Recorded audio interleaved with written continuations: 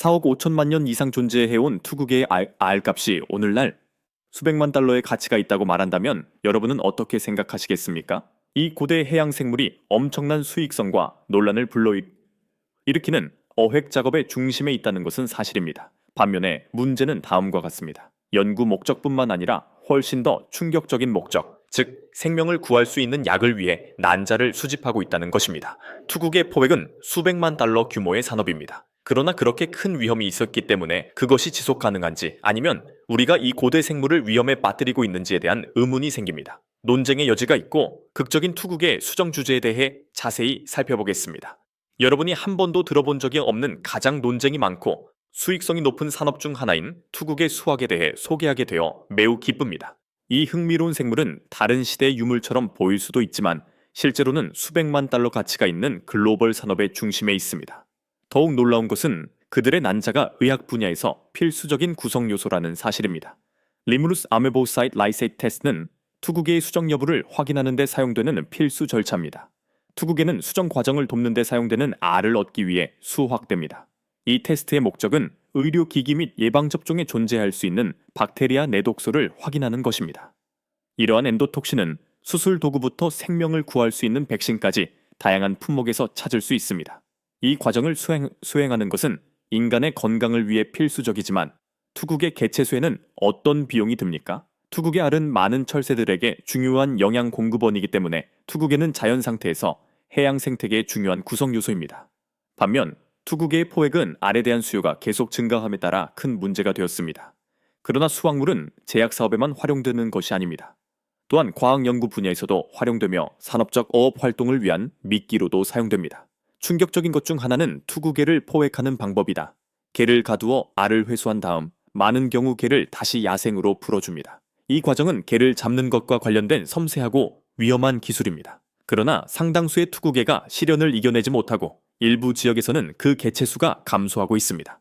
투구개의 수정 과정이 실제로 일어나는 것을 보는 것도 마찬가지로 장관입니다. 개 외부에서 알은 수정되고 수집된 후 얻은 알의 생화학적 특성에 따라 다양한 기업에서 활용됩니다. 그러나 이러한 접근 방식은 지속 가능한 것입니까?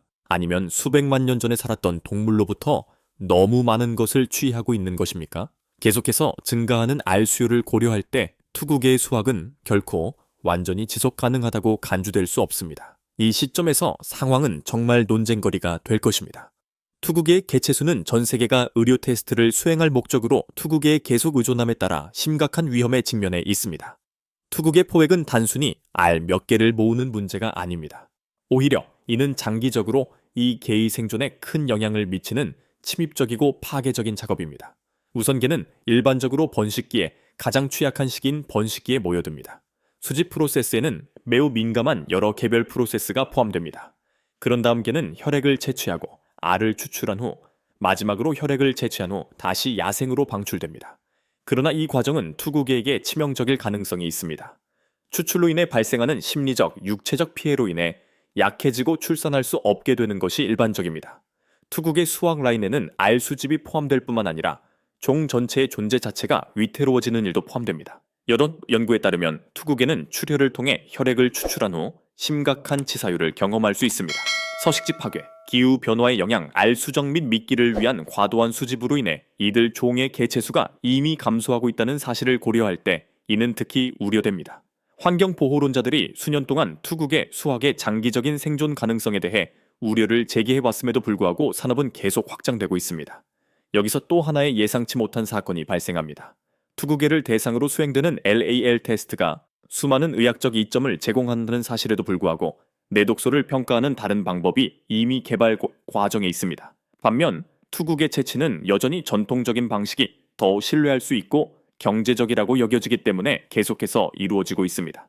우리는 이 구식 방법에 계속 의존해야 합니까? 아니면 더 환경 친화적이고 동정심 중심의 대안에 투자해야 할 때입니까? 그러나 투구개 수정 기술은 의학 분야에서 중요한 역할을 합니다. 그러나 아무런 단점도 없습니다. 투구개가 수십 년 동안 연구에 활용되어 온 것은 사실입니다. 그럼에도 불구하고 상당수의 전문가들은 투구개 수확량이 지속 가능한 관행과 일치하지 않는다고 주장합니다. 새로운 기술의 개발로 인해 우리는 투구개를 테스트에 사용하지 않아도 되는 획기적인 기술을 개발할 가능성이 있습니다. 그러나 우리가 알에 너무 의존해서 다시 돌아갈 수 없을 수도 있습니다. 이제 투국의 채취에 따른 장점과 단점에 대해 좀 더 심도 있게 살펴보겠습니다. 이 고대 생물의 알은 단순한 부산물이 아닙니다. 오히려 그들은 국제사회의 수백만 개인에게 영향을 미치는 수십억 달러 규모의 기업의 중심에 있습니다. 긍정적인 측면으로는 투국의 채집으로 생명을 구할 수 있는 의약품이 생산된다는 점입니다. 의료장비, 예방접종 및 정맥수액을 테스트할 때 LAL 테스트는 매우 중요한 테스트입니다. 이 테스트가 없으면 우리가 의존하는 상당수의 의료 품목의 안전성이 문제가 될 것입니다. 제약업계는 투국의 기술의 정확성과 신뢰성으로 인해 투국에 대한 의존도가 매우 높으며 투국에는 일반 대중의 건강을 보장하는 데 필수적인 도구입니다. 그럼에도 불구하고 이 절차와 관련된 위험은 무시되어야 합니다. 투국의 포획이 야생 개체군에 상당한 스트레스를 준다는 사실은 이미 입증되었습니다. 혈액 채취로 인한 외상과 난자 채취로 인한 신체적 고통으로 인해 장기적인 건강 문제가 발생하거나 심지어 사망에 이르게 되는 경우가 많습니다. 투구개를 수확한 후 다시 야생으로 방생하면 상당수가 생존하지 못하기 때문에 장기적으로 수익성을 유지할 수 있는 업계의 역량에 대한 우려가 커지고 있습니다. 또한 투구개에 대한 수요가 지속적으로 증가하는 것은 투구개 개체수를 크게 감소시키는 요인 중 하나입니다. 많은 지역에서 개체수는 이미 낮은 수준에 있으며 환경보호론자들은 과도한 수확으로 인해 특정 종의 멸종이 발생할 수 있다고 경고하고 있습니다. 이러한 신기술로의 전환은 오랜 시간이 걸렸으며 그때까지 투구개에 대한 수요는 계속해서 높을 것입니다. 투구개 혈액의 대체물을 찾으려는 노력이 이루어지고 있지만 전환은 천천히 진행됩니다. 투구개 수정 과정의 다른 측면도 조사되었습니다. 어떤 사람들은 이러한 관행이 더 이상 적합하지 않으며 어떤 방식으로든 동물을 사용하지 않는 합성 방법이나 대체 방법으로 대체되어야 한다고 믿습니다. 그러나 이러한 대안은 아직 개발 중에 있으며 당분간은 투구개 포획이 가장 실용적인 선택으로 남아 있습니다. 대답해야 할 가장 중요한 질문은 투구개 채집이 지속 가능한 것으로 간주될 수 있는지 여부입니다. 각 활동과 관련된 상당한 이점이 있음에도 불구하고 과잉 수확과 관련된 위험과 고대 종의 손실 가능성은 상당합니다. 인간의 필요와 환경 보존 사이에서 미묘한 균형을 유지해야 합니다. 투구개의 멸종을 막으면서 동시에 수확량을 유지할 수 있는 방법을 찾을 수 있을까요? 투구개 포획은 전 세계적으로 의료 서비스를 제공하는 데 중요한 역할을 하는 수백만 달러 규모의 산업입니다. 그러나 이는 또한 상당한 윤리적, 환경적 우려 기준을 제기합니다. 우리가 살펴본 바와 같이 투구개를 이용한 수정 과정은 엄청난 보상 외에도 상당한 위험을 수반합니다. 우리는 여전히 의료 테스트를 위해 이러한 동물에 계속 의존할 수 있는지 아니면 보다 지속 가능하고 인도적인 대안을 찾아야 할 때인지에 대한 딜레마에 남아 있습니다. 투구개의 미래는 지금 공중에 떠 있습니다. 당신은 어떤 생각이 있나요? 아래 댓글 섹션에서 의견을 공유하고 대화에 참여해주세요. 투구개 수확에 관해 어떻게 생각하시나요? 잠재적인 이점이 잠재적인 위험보다 더 클까요? 아니면 다른 옵션을 찾아야 합니까? 댓글 섹션에 여러분의 아이디어를 자유롭게 남겨주시고 투구개의 세계 수확 과정, 알의 수정에 관한 추가 정보를 받으시려면 이 영상의 좋아요를 누르고 구독하는 것을 잊지 마세요.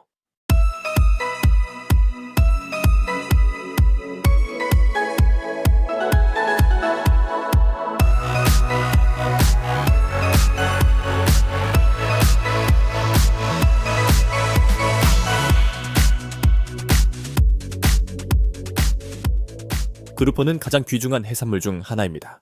시멘트 탱크나 해상 가두리에서 어떻게 자라는지, 신선한 생선이 어떻게 최고 품질의 요리로 변하는지 아시나요?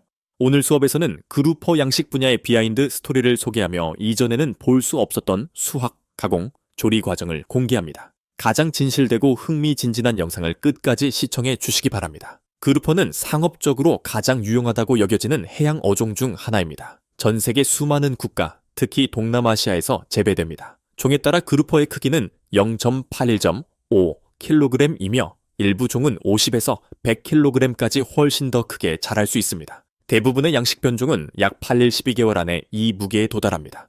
양식되는 그루퍼는 대만, 인도네시아, 태국, 말레이시아, 중국, 베트남 등의 국가에서 가장 많은 양이 생산됩니다. 그루퍼를 부유식 가두리에서 사육하는 것이 일반적인 관행이며 이는 자연적인 물 환경을 활용하여 높은 경제성을 제공하는 방법입니다. 대부분의 경우 케이지 시스템은 견고한 목재 프레임, 떠다니는 부표 및 보호망으로 구성되며 이는 야생과 유사한 환경을 함께 생성합니다. 케이지는 물의 흐름이 안정적이고 잔잔한 해역에 설치되어 물이 깨끗하고 산소가 풍부합니다.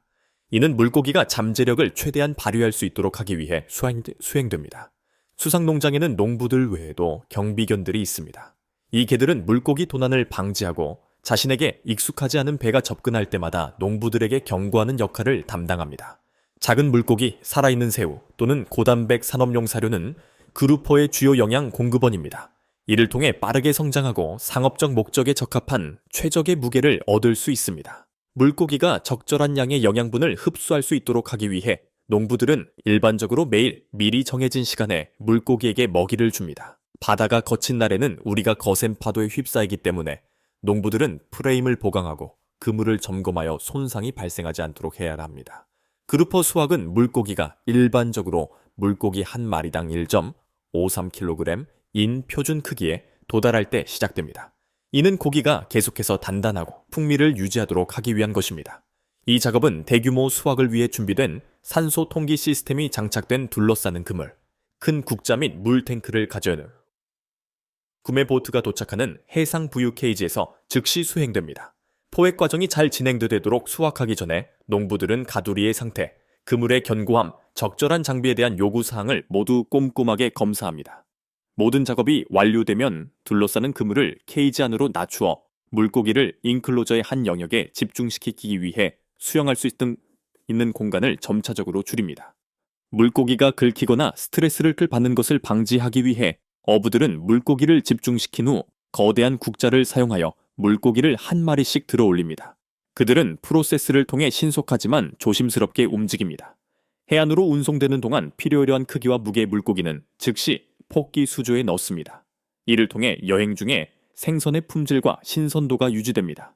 바다 가두리에서 그루퍼를 사육하는 것 외에도 시멘트 탱크에서 사육하는 것도 그루퍼를 양식하는 또 다른 널리 사용되는 방법입니다. 탱크는 일반적으로 직사각형 또는 원형 모양이며 벽이 높고 배수 시스템과 물 공급이 잘 조절되어 있습니다. 탱크 내부에 설치된 통기 시스템은 용존 산소 수준을 유지하도록 설계되어 결과적으로 물고기의 건강한 성장을 보장하고 질병 위험을 줄입니다.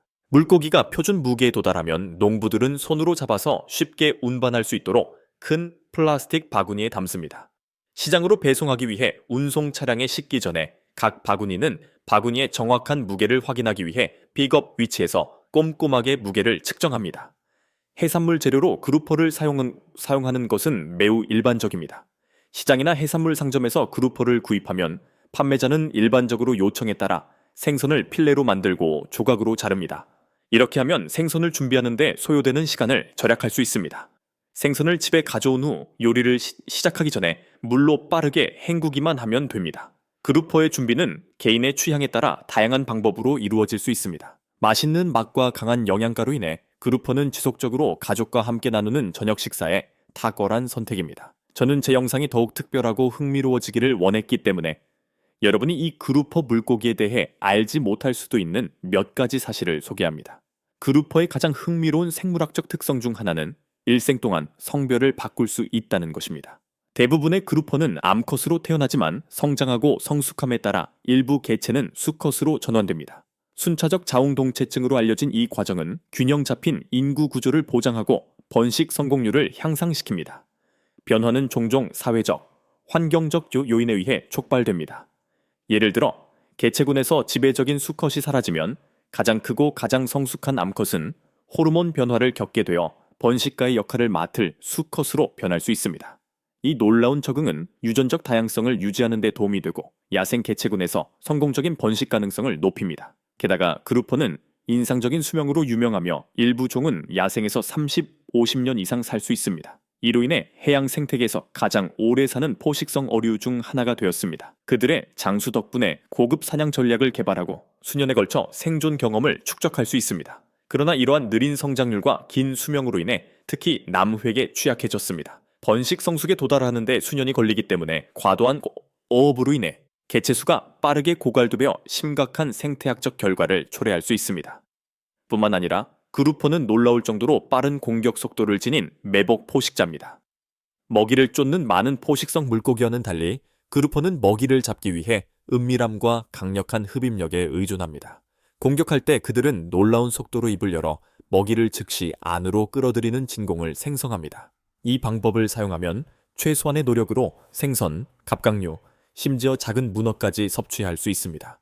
또한 그루퍼는 종종 밤에 사냥을 하며 위장을 이용해 암초에 섞여 의심하지 않는 먹이를 놀라게 합니다. 그들의 뛰어난 시력과 오랫동안 움직이지 않는 능력은 그들을 매우 효과적인 사냥꾼으로 만듭니다.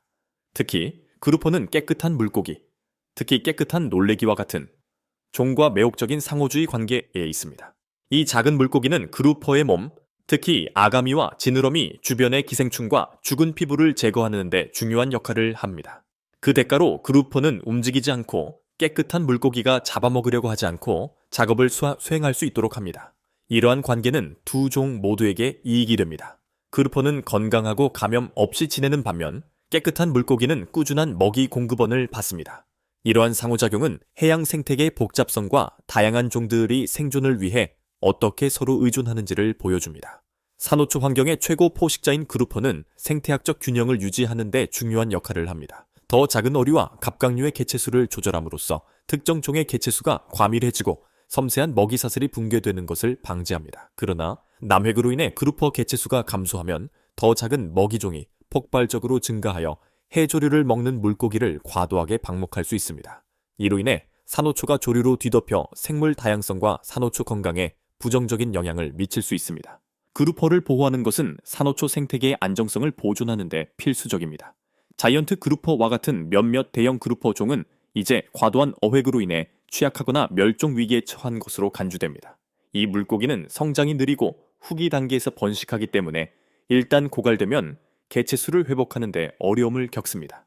남획은 고급 해산물 시장에서 그루퍼의 수요가 높은 지역에서 특히 문제가 됩니다. 일부 종은 번식 성숙기에 도달하기 전에 포획되어 개체수 감소를 더욱 가속화합니다. 크기 제한, 해양 보호구역 등 보존 노력은 이 멋진 물고기의 생존을 보장하는 데 매우 중요합니다. 많은 사람들이 물고기를 조용한 생물로 생각하는 반면 그루퍼는 의사소통을 위해 소리를 낼 수 있습니다. 그들은 수영 방광을 진동시켜 깊고 낮은 주파수의 소음을 생성하는데 이는 라이벌에게 경고하거나 짝을 유인하거나 조난 신호를 보내는 등 다양한 목적으로 사용될 수 있습니다.